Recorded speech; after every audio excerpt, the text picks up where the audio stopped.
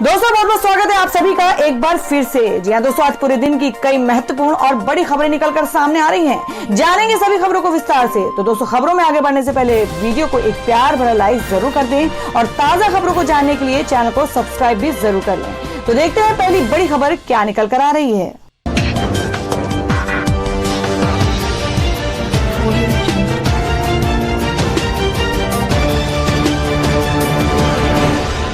तो दोस्तों आज की पहली बड़ी खबर बता दें कि यूपी के 8 थानों में अपने खिलाफ केस दर्ज होने पर आम आदमी पार्टी सांसद संजय सिंह ने सभापति वेंकैया नायडू को लिखी चिट्ठी।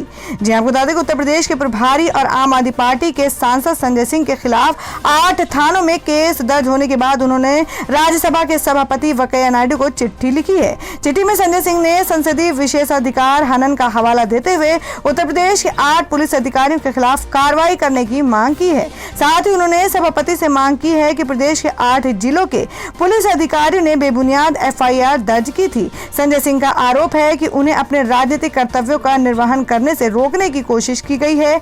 आप सांसद के खिलाफ यूपी में 9 दिन में 8 एफआईआर दर्ज की गई है। और वहीं अगली खबर बता दें कि लखनऊ में सीएम योगी के खिलाफ पोस्टर, लिखा ब्राह्मणों पर अत्याचार बंद करो। जी आपको बता दें कि उत्तर प्रदेश की राजधानी लखनऊ में ब्राह्मणों पर अत्याचार से जुड़ा पोस्टर लगाया गया है। पोस्टर के जरिए योगी आदित्यनाथ सरकार की आलोचना की गई है और समाजवादी पार्टी के राष्ट्रीय अध्यक्ष अखिलेश यादव को रक्षक के रूप में दिखाया गया है। ये पोस्टर हजरतगंज इलाके में स्थित दारुल शफा के विधायक निवास की दीवार पर लगाया गया है। विवादित पोस्टर में मुख्यमंत्री योगी आदित्यनाथ के साथ कई बड़े मंत्रियों की फोटो भी है। ये पोस्टर ब्राह्मणों पर हो रहे कथित अत्याचार के विरोध स्वरूप लगाया गया है। पोस्टर में सीएम योगी आदित्यनाथ को ब्राह्मणों पर फरसे से हमला करते हुए दिखाया गया है। सीएम योगी के पीछे केशव प्रसाद मौर्य समेत दूसरे नेताओं की तस्वीर भी लगाई गई है। पोस्टर में लिखा है कि बेटी बचाओ भाजपा भगाओ, बंद करो ब्राह्मणों पर अत्याचार, ना भ्रष्टाचार ना गुंडाराज, अब की बार अखिलेश सरकार। पोस्टर में डॉक्टर और कोरोना मरीज की फोटो भी लगाई गई है। इसके साथ लिखा है कि कोरोना महामारी की आड़ में धन उगाही। बड़ी खबर निकल कर आ रही है। आपको बता दें कि ड्रग्स कनेक्शन के बाद रिया पर कसा शिकंजा, नारकोटिक्स ब्यूरो ने दर्ज किया मामला। जी आपको बता दें कि अभिनेता सुशांत सिंह राजपूत की खुदकुशी के मामले में चल रही जांच में ड्रग्स का एंगल सामने आने के बाद नारकोटिक्स ब्यूरो ने बुधवार को रिया चक्रवर्ती पर शिकंजा कस दिया। रिया और अन्य के खिलाफ ब्यूरो ने मामला दर्ज किया है और इस बात की जानकारी देते हुए अधिकारी ने बताया कि मादक पदार्थ नियंत्रण ब्यूरो एनसीबी ने रिया चक्रवर्ती अन्य के खिलाफ आपराधिक मामला दर्ज किया है और यह मामला रिया और अन्य के खिलाफ प्रतिबंधित ड्रग की कथित लेन देन की जांच के सिलसिले में दर्ज किया गया है। सुशांत सिंह राजपूत की मौत के मामले में मनी लॉन्ड्रिंग के पहले की जांच कर रहे प्रवर्तन निदेशालय ईडी अभिनेता की प्रेमिका रिया चक्रवर्ती से पूछताछ कर रही है। आपको बता दें इसी दौरान ईडी ने प्रतिबंधित मादक पदार्थों संबंधी उसके रिया चक्रवर्ती के कथित संपर्कों के बारे में सीबीआई तथा मादक पदार्थ नियंत्रण ब्यूरो एनसीबी को कुछ साक्ष्य साझा किए गए हैं और हालांकि रिया के वकील ने इस तरह के आरोप को पूरी तरह से खारिज किया है। अधिकारियों ने मंगलवार यानी 25 अगस्त को कहा था कि केंद्रीय जांच एजेंसी कुछ खास डेटा पर ध्यान दे रही है और यह प्रथम दृष्टया इनपुट केंद्रीय अन्वेषण ब्यूरो सीबीआई तथा एनसीबी के साथ साझा किए गए हैं, लेकिन इन एजेंसियों के साथ साझा किए गए ब्यूरो की प्रकृति का खुलासा नहीं किया गया है। और अब अगली खबर बता दें कि उद्धव ठाकरे का केंद्र पर हमला, कहा लड़ने वाले बाप का लड़ने वाला बेटा हूं। जी आपको बता दें कि शिवसेना अध्यक्ष और महाराष्ट्र के सीएम उद्धव ठाकरे ने केंद्र सरकार के खिलाफ मोर्चा खोल दिया है। उद्धव ने केंद्र सरकार को सीधे तौर पर बड़ी चुनौती दी है। उद्धव ने कहा कि मैं लड़ने वाले बाप का लड़ने वाला बेटा हूं।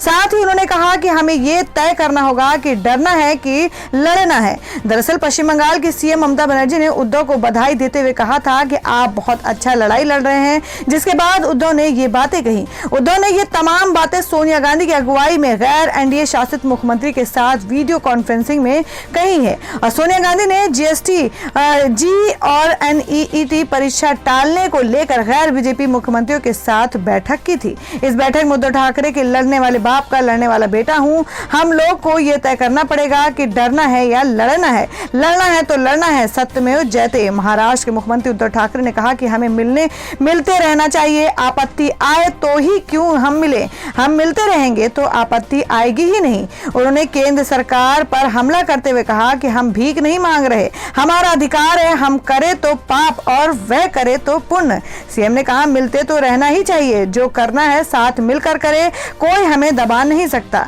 फिर ममता बनर्जी ने कहा कि ये तो सही है कि हम लोगों को मिलते रहना चाहिए, ये लोग हमेशा डाइवर्ट करने की कोशिश करते हैं। चर्चा के दौरान ममता बनर्जी ने सवाल उठाते हुए कहा कि जिस तरीके से योजनाओं के नाम केंद्र सरकार के द्वारा तय किया जाता है और जो अभी के हालात हैं वे बहुत खराब हैं। विपक्ष के नेताओं की छवि खराब करने की कोशिश हो रही है।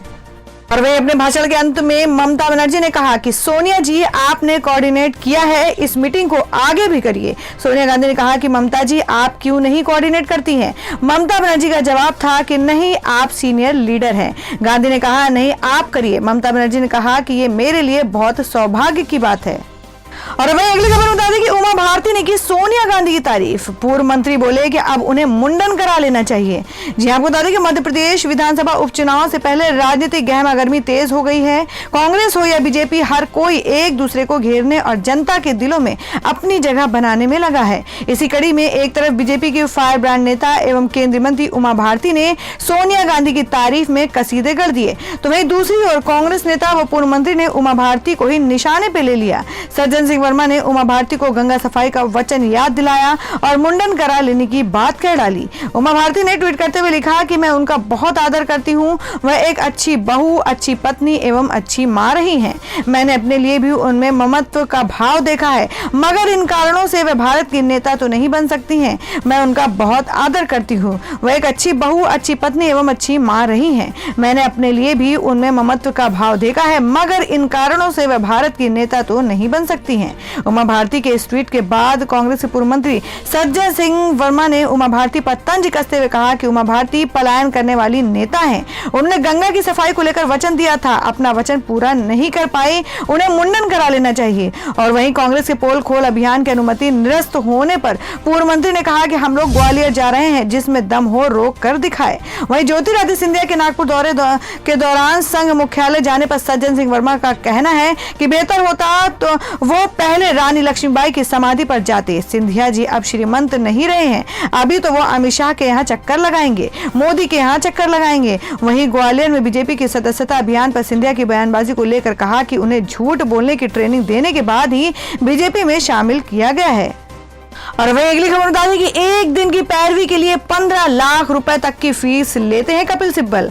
अब मुफ्त में लड़ते हैं कांग्रेस पार्टी के मुकदमे। जी हम बात करें कि कांग्रेस नेतृत्व को हाल ही में चिट्ठी लिखकर परिवर्तन का सुझाव देने वाले 23 नेताओं में शामिल रहे कपिल सिब्बल देश के नामी वकीलों में से एक है। कांग्रेस पार्टी के दिग्गज नेता और पूर्व केंद्रीय मंत्री होने के साथ ही अधिवक्ता के तौर पर भी वे पार्टी की खासी मदद करते रहे।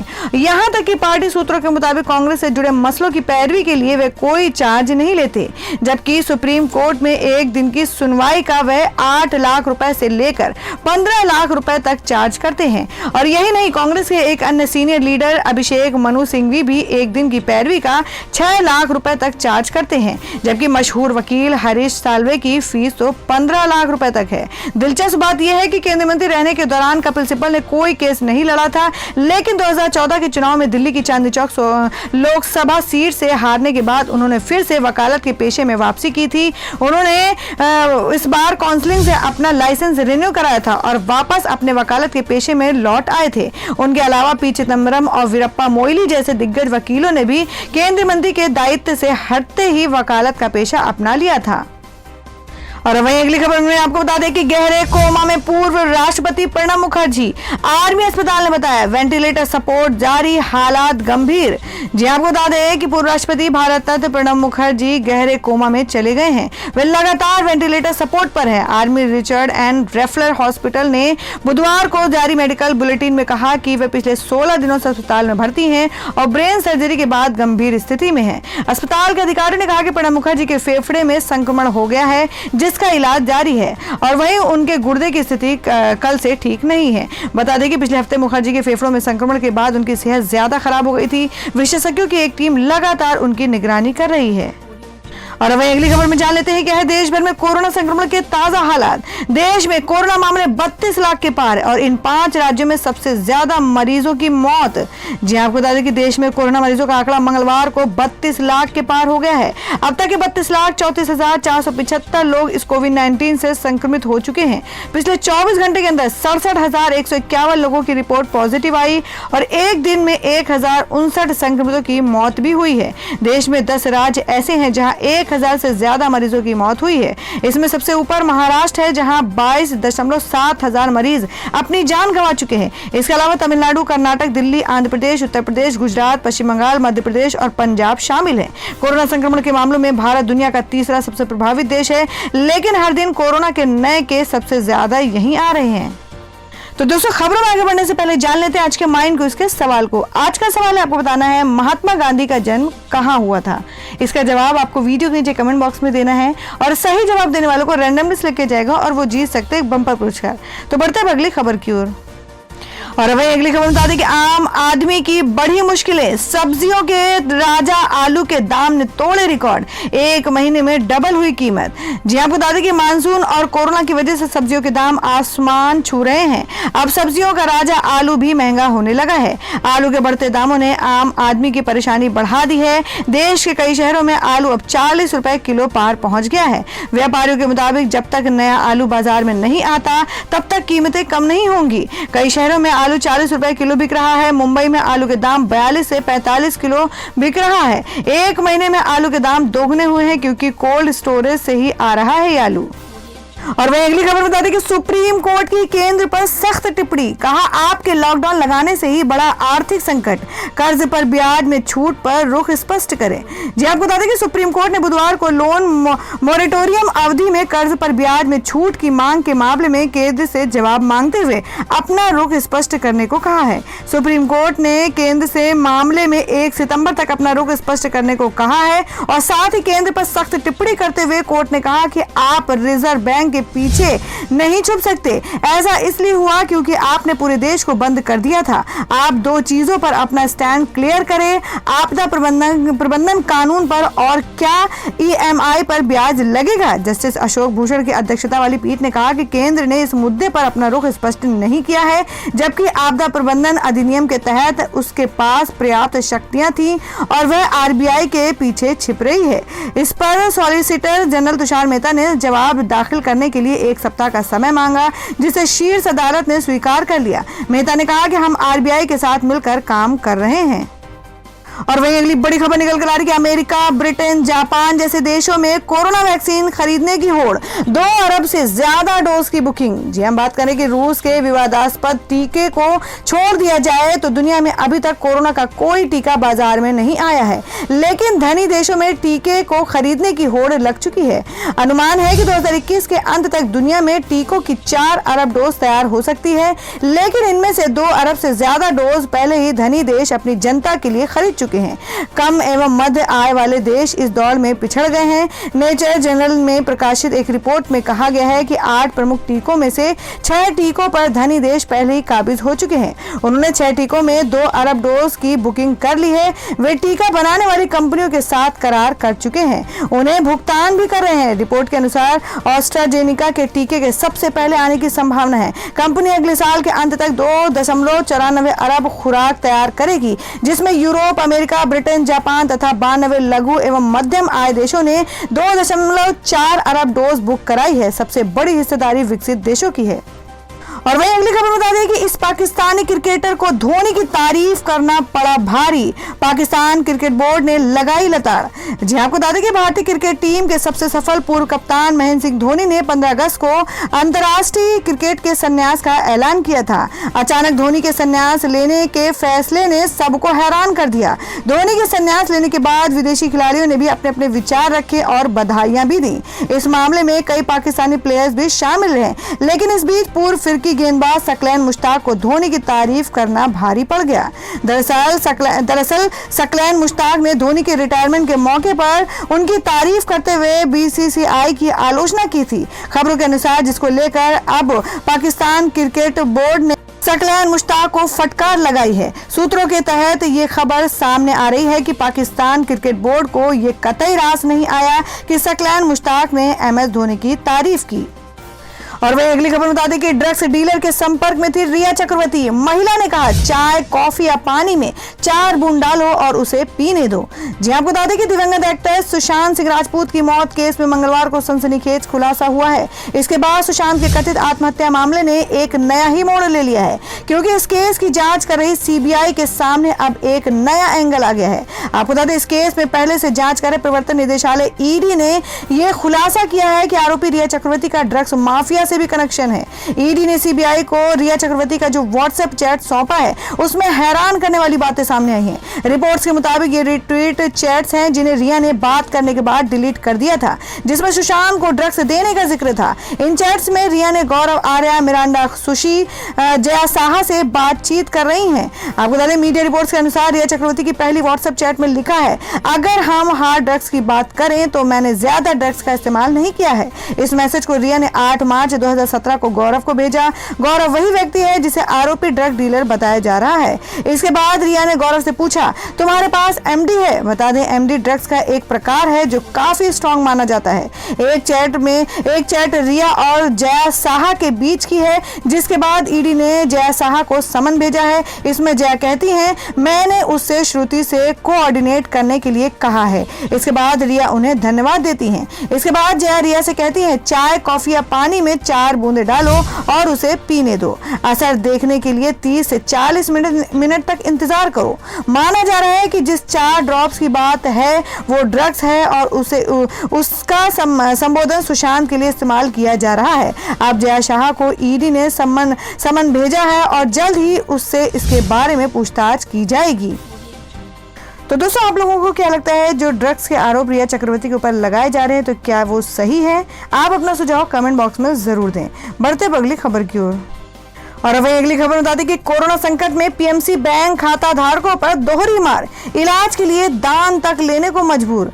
जी आपको बता दें कि Punjab and Maharashtra cooperative PMC bank के खाता धारक कोरोना संकट में दोहरी मार से जूझ रहे हैं। एक तरफ महामारी है तो दूसरी तरफ पैसा होने के बावजूद बैंक से नहीं निकाल सकते हैं। बैंक में घोटाले की बात सामने आने के बाद 1 साल से पैसा निकालने पर कई तरह की पाबंदियां हैं। ऐसे में PMC के 9 लाख से अधिक जमाकर्ता मुश्किल में है। कई लोगों को लोन, दान तक का सहारा गुजर बसर के लिए करना पड़ रहा है। एक रिपोर्ट के अनुसार इस साल फरवरी में 82 साल किशन लाल ने वित्त मंत्री से ट्वीट कर कहा था कि वह अपनी किडनी और आंखें दान करने के लिए तैयार हैं, अगर कोई उनकी बेटी के इलाज के लिए पैसे की व्यवस्था करने में मदद करे। उनकी बेटी को ब्रेन ट्यूमर था। किशन लाल के पंजाब और महाराष्ट्र सहकारी बैंक में 25 लाख से ज्यादा रुपए जमा थे। जब तक उनको बेटी की बीमारी का पता चला तब तक बैंक से पैसे निकालने की लिमिट 50,000 रुपए की दी गई थी। ऐसे में उन्होंने न सिर्फ उधार पैसे मांगे बल्कि चैरिटी तक का सहारा लिया। लाल का कहना है कि बेटी के इलाज के लिए मुझे हाथ फैलाने पड़े जबकि मेरे पास पैसा था। अगर ये पाबंदी ना होती तो मुझे इस तरह से शर्मिंदा ना होना पड़ता। तो दोस्तों खबरों में आगे बढ़ने से पहले एक बार फिर से आपको याद दिला दें कि अगर आपने अभी तक हमारी वीडियो को लाइक नहीं किया तो जल्दी से वीडियो को लाइक कर दें, क्योंकि आपका एक लाइक हमारे लिए बहुत ही महत्वपूर्ण होता है। और अगर आप हमारे चैनल पर नए हैं तो चैनल को जरूर सब्सक्राइब कर लें और बेल के बटन को भी जरूर हिट कर दें। और हमारी पूरी न्यूज़ को जानने के लिए वीडियो को लास्ट तक जरूर देखें। बढ़ते अगली खबर की ओर। और वही अगली खबर बता दें कि राहुल गांधी का मोदी सरकार पर हमला, कहा ध्यान भटकाने से नहीं गरीबों को पैसा देने से पटरी पर आएगी अर्थव्यवस्था। जी आपको बता दें कि देश की अर्थव्यवस्था को लेकर कांग्रेस के पूर्व अध्यक्ष राहुल गांधी ने केंद्र की नरेंद्र मोदी सरकार पर एक बार फिर से हमला बोला है। राहुल गांधी ने भारतीय रिजर्व बैंक RBI की एक ताजा रिपोर्ट का हवाला देते हुए कहा है कि ध्यान भटकाने से नहीं बल्कि खर्च बढ़ाने और गरीबों के हाथों में पैसे देने से अर्थव्यवस्था पटरी पर आएगी। कांग्रेस नेता राहुल गांधी ने सुबह ट्वीट किया, जिस बारे में मैं महीनों से आगाह कर रहा था उसकी पुष्टि RBI ने की है। सरकार को अब ज्यादा खर्च करने की जरूरत है, कर्ज देने की जरूरत नहीं है। गरीब को पैसा दीजिए, उद्योगपतियों के कर में कटौती नहीं, खपत से अर्थव्यवस्था को फिर से पटरी पर लाइए। राहुल गांधी ने कहा कि मीडिया के जरिए भटकाने से गरीबों की मदद नहीं होगी और न ही आर्थिक त्रासदी गायब होगी। तो दोस्तों ये थी अब तक की सभी बड़ी खबरों की अपडेट्स। टुडे ब्रेकिंग न्यूज और लेटेस्ट खबरों को देखने के लिए हमारे चैनल को सब्सक्राइब जरूर कर लें, वीडियो को लाइक और शेयर भी जरूर कर दें अपने दोस्तों और रिलेटिव्स के साथ। तो दोस्तों फिर मिलेंगे काम की खबरों और सरकारी योजनाओं की एक और नई वीडियो के साथ। तब तक के लिए धन्यवाद दोस्तों।